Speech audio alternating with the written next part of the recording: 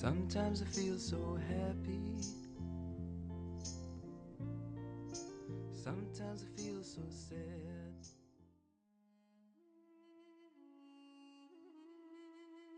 Es iua, iriciua, stulezi psahua, itanho, sras kun ajibju ari. Nata dupa izkhiltaz adgil, absentilla turugh, yachtirgate, agumshara, afarkhazara, aitikutpan, idurvashit ui achachra. Aishtra, iritsva bnirchirharargit ashkhakwa, urtruiro rivamos, yajibshna, achartawitамшин. Ari ajibju, аха аура ахаҵара ажәраҳаны иҟоуп, жәлар рыбзиабароуп аԥсадгьыл зыхьчо, Нарҭаа дуқәа ражәабжь аԥсадгьыл абзиабара иазку ашәоуп, уи збаӷәа иҭыҩуа аԥсуа ыҟанаҵ иҟоуп Аԥсынра.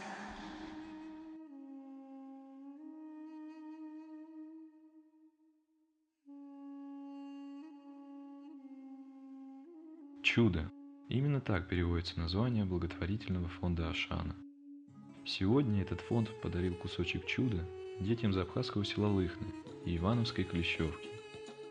Ашана дала возможность ребятам из школы-интерната при Свято-Николо-Шартомском монастыре Ивановской епархии посетить гостеприимную, богатую красотами Абхазию, познакомиться с традициями и духовными ценностями другого народа и, возможно, найти себе новых товарищей. Первое место, которое мы посетили в Абхазии – Лыхнинская средняя школа.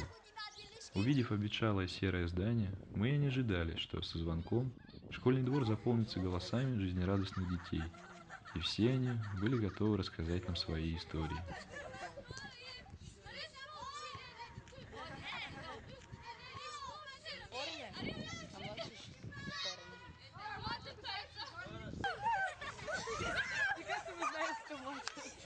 Да.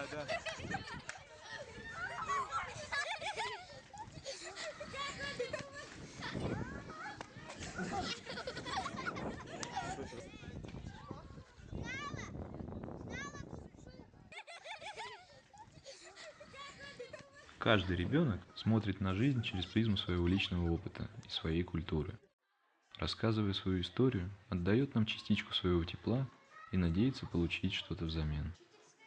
Благодаря Ашане и у нас появилась возможность познакомиться с этими ребятами и услышать их истории.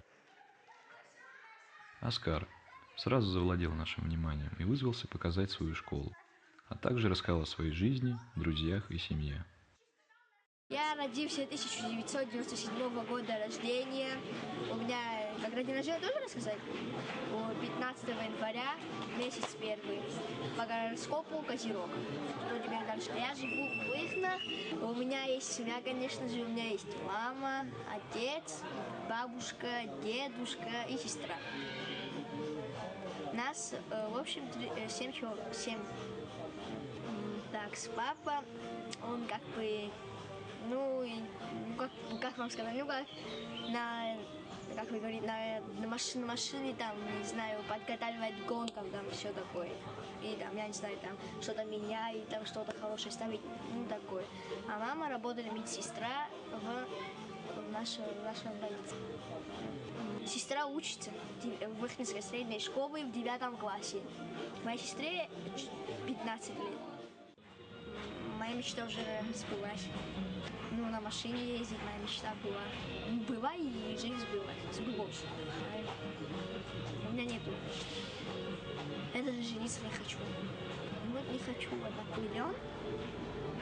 Дал бы бедным, дал бы, которые плохо живут. Да. Много друзей не бывает, потому что, как объяснить? Много не бывает, вот и все. Говорят же, не имей 100 рублей, имей 100 друзей. А говорят 100 друзей, что не бывает. Друзья, которые могут всегда помочь тебе там в любых обстоятельствах, а другие, не знаю.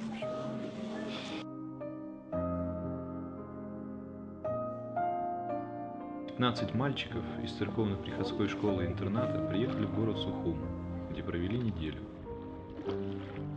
Посетили главные достопримечательности и святые места, познакомились со сверстниками из Лыхнинской школы, а некоторые даже стали настоящими друзьями. Многие из ивановских детей впервые оказались за пределами России. Все они без исключения были поражены живописными пейзажами Абхазии. Некоторые первый раз увидели море и прикоснулись к истокам русского православия. Поначалу велика была пропасть между абхазскими и русскими ребятами, не только из-за разности культур, но и из-за порядков и правил, по которым растут дети. Ученики приюта воспитываются по церковным канонам, которые были непривычны и незнакомы их сверстникам из школы в Абхазии. Когда вы сейчас в Абхазию приехали, вы сразу заметили, что вы русские. Как-то вы отличаетесь. Не знаю как. Вы все такие здоровые такие. Да. По поведению тоже заметно. Я не слышал, чтобы русские когда-нибудь ругались там. Это такое. Ну да, у них нету там, я не знаю, некто, как будто они с людьми не общались, как будто никогда мы они с нами за столом сидели там, они всегда спрашивали, сколько вас, какая у вас нация, как вы разговариваете, вот что они спрашивали. Ну, без родителей, чего же? Ну, у них там как, я там, не знаю, ну так, кто хочет там стать монахом, что ли, там. Там не просто учатся, ну, кто... Ну, это школа как церковь, сказать. Потому что нужно... Как вам объяснить тебе? Нужно верить в Бога, потом станешь монахом, и это хорошо. Нельзя мясо кушать, нельзя жениться, нельзя...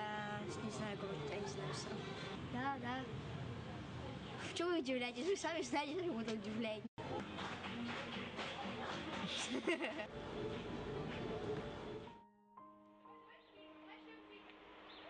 Первый совместный вечер. Скромные воспитанные дети держались отстраненно, с опаской поглядывая на все происходящее. Но вскоре, за чередой игр и шуток, дети позабыли, что совсем недавно робко задавали вопросы о жизни народов друг друга и с энтузиазмом стали обсуждать всевозможные темы.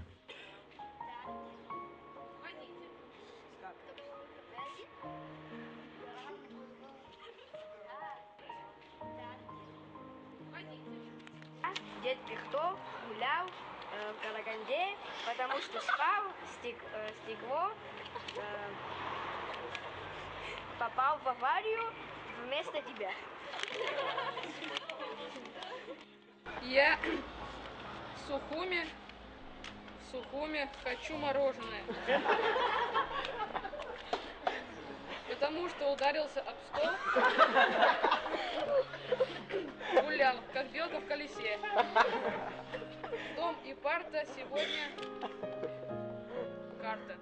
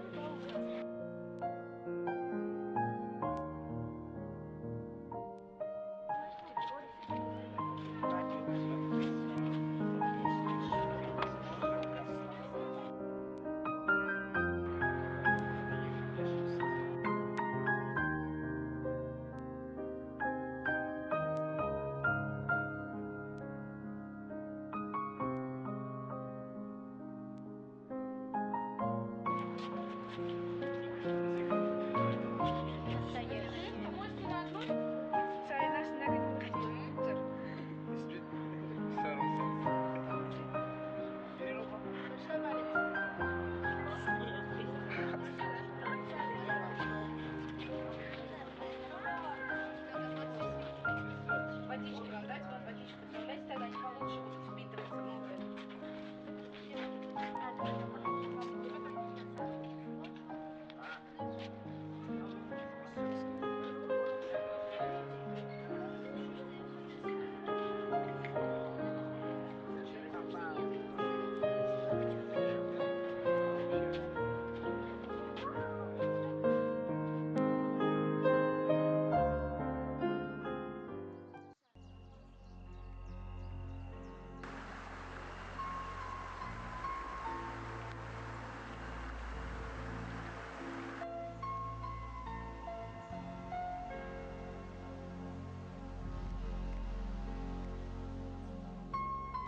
Вместе абхазские и русские ребята посетили интереснейшие места Абхазии.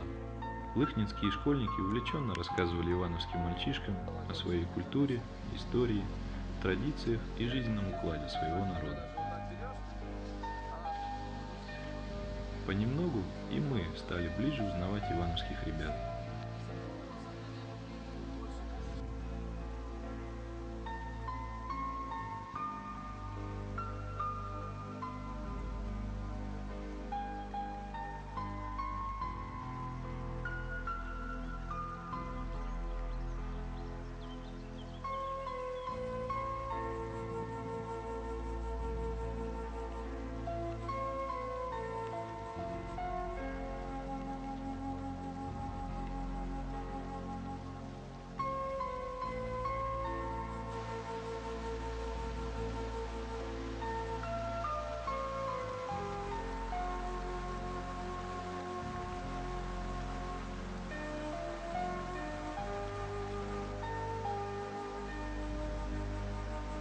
Данила, не по годам взрослый и рассудительный мальчик.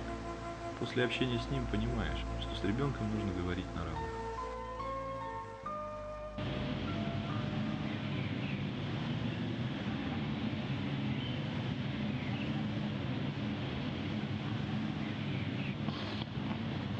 У меня много предположений было. Ничего не надо задумывать на будущее, потому что обломаешься и будет потом обидно. Не, ну у меня, блин, у меня вот любимая книжка Сталкера, да? Я там сколько уже читаю, да, ее. Там вот написано, ну, в зоне нельзя никогда что-то задумывать на будущее, да? Потому что тебя быстрее или убьют, ну, если будешь задумать, ну, просто такой, что, ой, я сейчас президентом стану, да? Станешь президент, тебя там снайперки снимут, да, например. То же самое. И вот, ну, иди по тому русу, который у тебя есть пока. Живи, какой тебе вообще дается. Ну, вот так. Ну, если там есть, конечно, цель или какой, ну, не знаю, какой, конечно. Не, ну, у меня было предположение: спецназ, доктор, повар. У меня еще кто сейчас, дайте вспомню, электрик, строитель, научник, военностал, ну, военный там, вот это все, ну, ученый там, что такое было, тоже священник даже. Летят мне мозги. Но я еще не все профессии-то знаю. Один раз даже, вот, когда я снимался, да, вот в этом сериале, даже думал, там, актер какой-то. У меня у друзья, да, как бы, я с ними вот новичками, да, не сразу знакомлюсь, все, привет, типа, я Данил, все, начал там про свою семью рассказывать, что-то, вот тот, где у меня все работает, а потом этот мальчик уезжает, становится не пойми кем, каким-то там милиционером, я становлюсь каким-то бандюгой, он меня не создает, все выкрадывает, потом попадает в тюрьму и нормально получается. А будто надо? Что делать? Благотворителя. Но они хотят, чтобы... А еще у нас... Блин, ладно. Как бы сказать... Хотят, чтобы мы познакомились с другими культурами, как бы, да? Потому что сидим в одном... Полянка, горбик, Нямка, ничего не видать, колбасный завод направо. Ладно. Мы сидим еще в Сосновом Бору и все, ничего не видим. А так приехали в Абхазию, видим другую культуру, видим тут, знаем происшествия, знаем много о народе, об их традициях, чтобы мы узнавали побольше растений, что, как бы сказать, приложились к святым местам, которые в Абхазии, потому что в Абхазии зародилось православие, можно сказать. И что еще? Это надо нам. Посмотрим еще, какая у меня жизнь будет. Может, я под этой скамейкой буду валяться. У всех все в жизни бывает.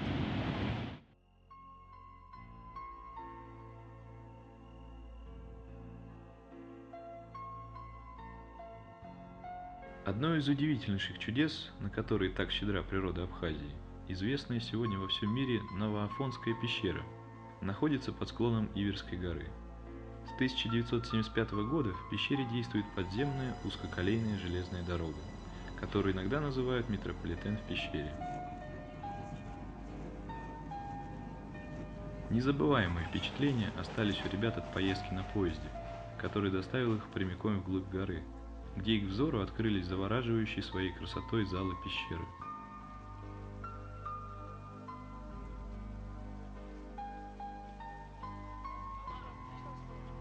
Волшебный мир открывается перед каждым, кто побывает в этом чуде природы.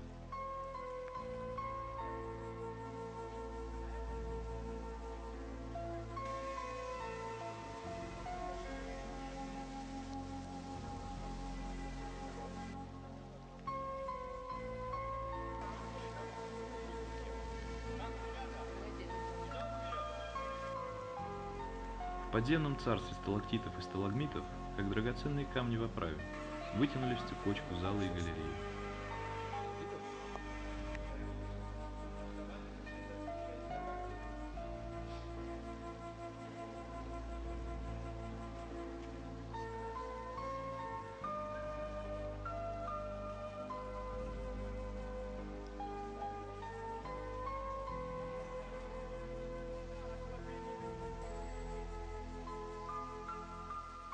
Миллионы лет скрывала она свои тайны в недрах Иверской горы и была открыта совсем недавно.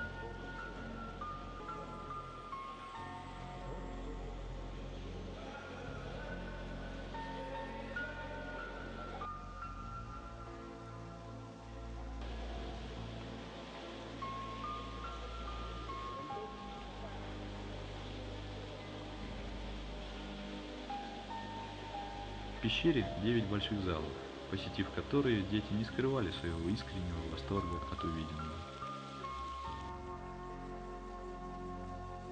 Максим. Нелегко нам было разглядеть за этой грубоватой, порой агрессивной оболочкой ребенка со сложным внутренним миром, непростой судьбой, но прекрасным и добрым сердцем. Тем не менее, нам это удалось. Жизнь в моих руках. Это все сейчас говорят. На самом деле я ребенок из интерната, мне без разницы жить. Главное, что я привык к тем жизням, где я сейчас живу, вот сейчас. Я привык к этому. А то, что дома там спишь, отдыхаешь, ешь мясо, это мне как-то по барабану. Ну, то, что я буду радостным, добрым. А неизвестно, что может быть. Может, конец света будет. Я еще добрее хочу стать, что все на путь идти. Я, наверное, в эту школу приеду работать. Воспитатель нас никогда не трогает. Он считает, что мы дети божественные, а не какие-нибудь там роды, которые можно сидеть и если замечание не сделать, надо бить по ушам. Потому что там любят тебя и терпят. Не как в этих школах. Через несколько дней стало заметно, как сблизились дети. Поразительно, насколько быстро исчезло смущение и скованность между ребятами. Это было начало новой дружбы. Да, очень нравится. Удовольствия, радости много и дружбы. Они добрее, они смелее, они лучше нас разговаривают по-абхазски. Они по-русски, они довольны, они терпят. И они нас приглашают, они дружат с нами. Мне здесь очень нравится. У него больше веры, а у меня меньше. Не получится никогда, потому что у меня терпения нет. А у них терпение у всех есть. У них есть смелость. Каждый что-то есть. Для каждого есть сила. Если ты обидел кого-то, тебя найдется сила. Тот, который тебя обидел, для того найдется сила. Для каждого из нас найдется сила. Если на самого силача не найдется сила, найдется сам Бог, который прогонит его из рая. Нет. А хотя, да. То, что я буду знать, какие там дети, буду идти по их пути, когда я подрасту, я, может, сюда приеду, научусь здесь чему-то, приеду обратно в Клещевку. Несмотря на то, что дети воспитывались в разных культурах, не чужды им оказались нравы друг друга.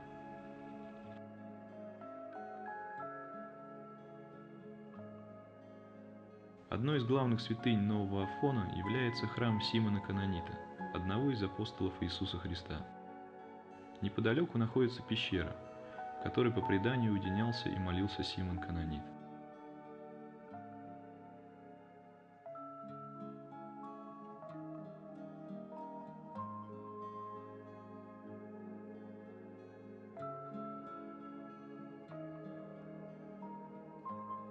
православные, есть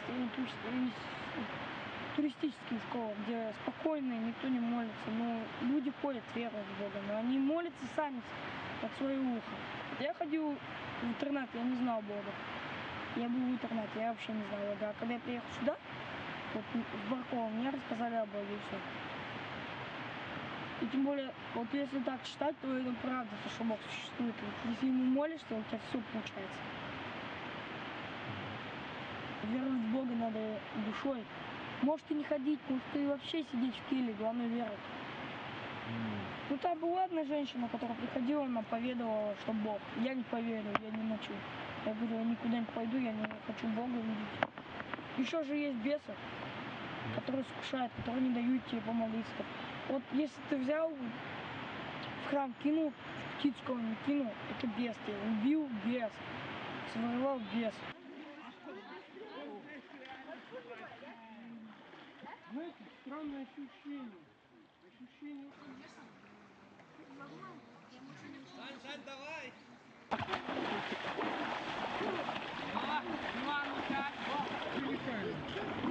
Отца, Сына, Святого Духа. Аминь. Гриша будет собирать.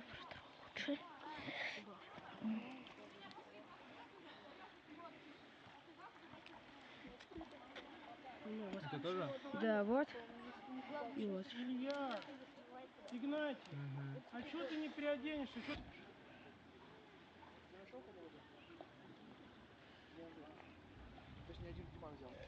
После чуда, которое со мной произошло, я видела. Вот, вот недавно здесь в Егорский храм, когда поехали, да, ладно, у меня крестик, да, вот с иконкой, да, я когда фотографировала, да, вот храм из листьев, да, там перешел болото, начал фотографировать, да, на Кирилла Владимировича фотоаппарат, то там, как бы, вернулись уже все, да, в автобус сели, и смотрю, нету у меня крестика, да, ну, вообще нету веревки. Карманы облазил, вот так вот всех проверил, там нету крестика, просто нигде. Сумку проверил. Ладно. Ну, посидел там, минут 15 помолюсь, немножко там, да. О, рабы Божий Константин, меня там попросила женщина одна помолиться в храме. Помолилась. Хочу телефон доставить, нащупал в кармане крестик, вот здесь в углу лежит такой. Ну, без веревки. Если бы он был, потерял бы его или положил, он хотя бы с веревкой был. А он так без веревки. Вот, и мне теперь. На веревке. Не, у меня на цепочке.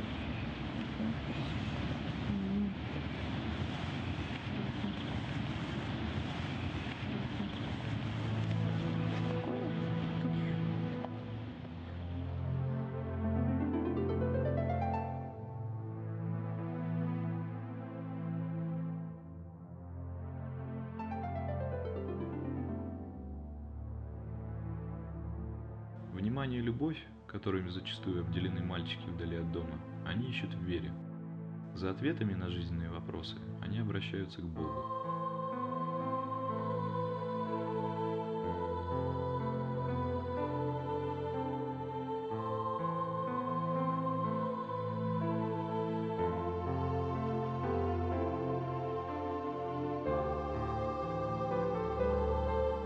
Сильное впечатление произвели на нас их не по годам взрослые и глубокие рассуждения.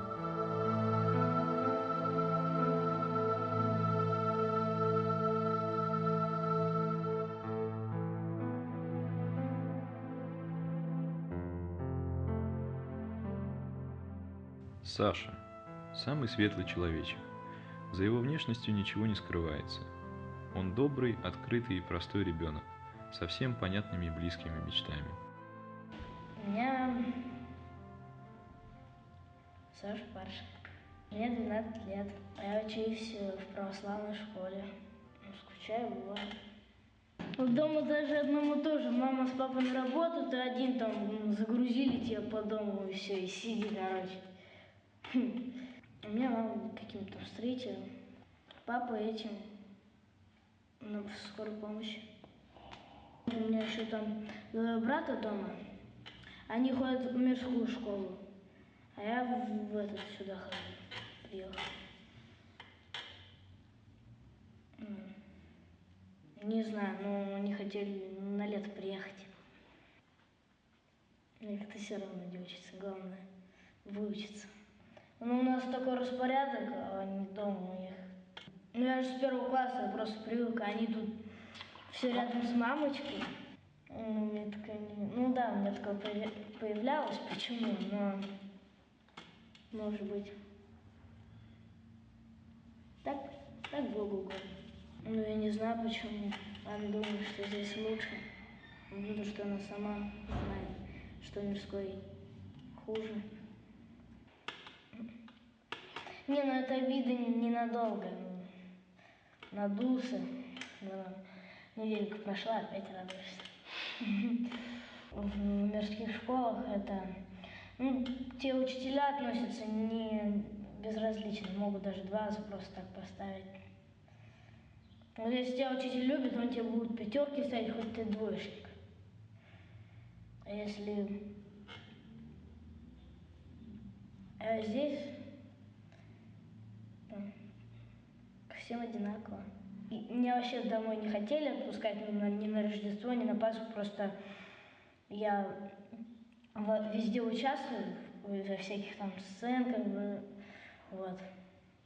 А моя мама сказала, типа, нужно в больницу. Я целых 10 дней дома управлялся. Ну, вот сперва вот не очень так вот без мамы, без папы, а потом привыкаешь. Мы же всегда на связи.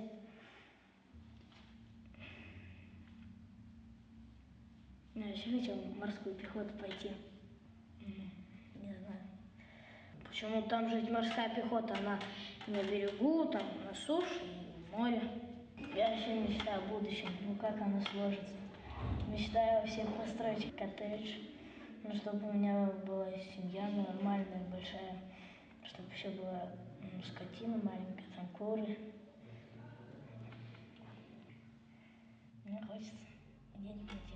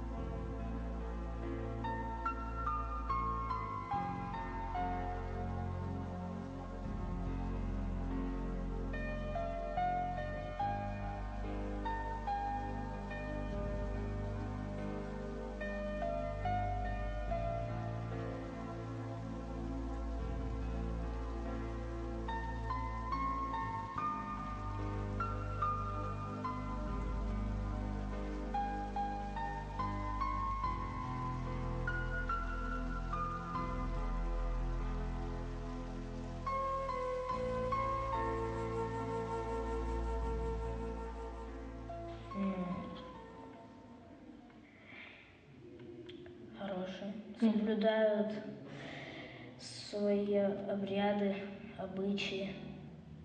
Мне нравится, если честно.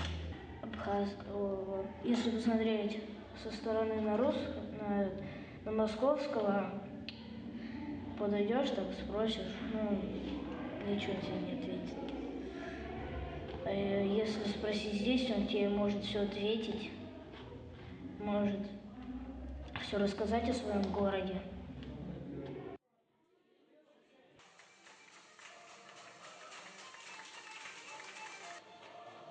Последний день вместе не был омрачен печалью расставания.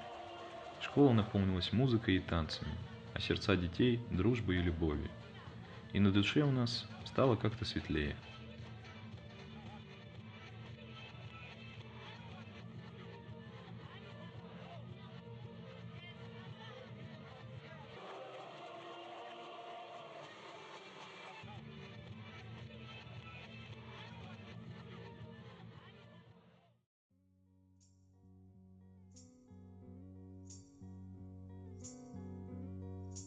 Sometimes I feel so happy.